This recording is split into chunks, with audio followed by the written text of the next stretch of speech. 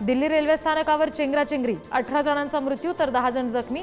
मृतांमध्ये 3 लहान मुलांचा समावेश। 2 गाड्या उशिरा आल्यामुळे गर्दी वाढल्याने चेंगराचेंगरी झाल्याची माहिती।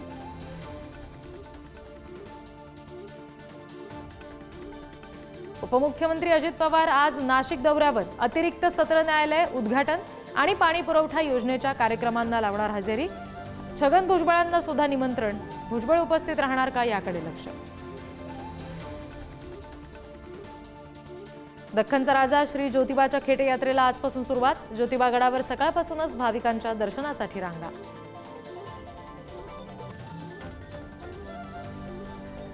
पोलिसांना सहकार्य करत आहे, कुठेही पळून जाणार नाही। रणवीर अलाहाबादियाची एक्स पोस्ट। आता पुढे काय करायचं याची रणवीरला भीती।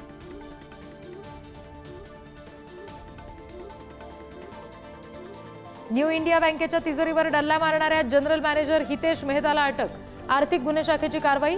दादर आणि गोरेगाव या 2 शाखांमधून पळवले तब्बल 122 कोटी रुपये। जीबीएस आजार पाण्यामुळे नाही तर कच्चं चिकन खाल्ल्याने। उपमुख्यमंत्री अजित पवार यांचा दावा। राज्यामध्ये गेल्या 24 तासात जीबीएस आजाराने 3 मृत्यू।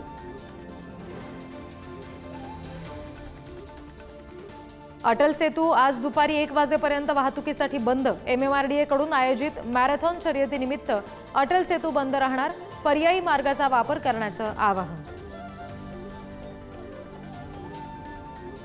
विधानसभेच्या विरोधी पक्षनेतेपदासाठी आदित्य ठाकरेंच्या नावाची चर्चा। अर्थसंकल्पीय अधिवेशनात ठाकरेंची शिवसेना विरोधी पक्षनेतेपदावर दावा करणार।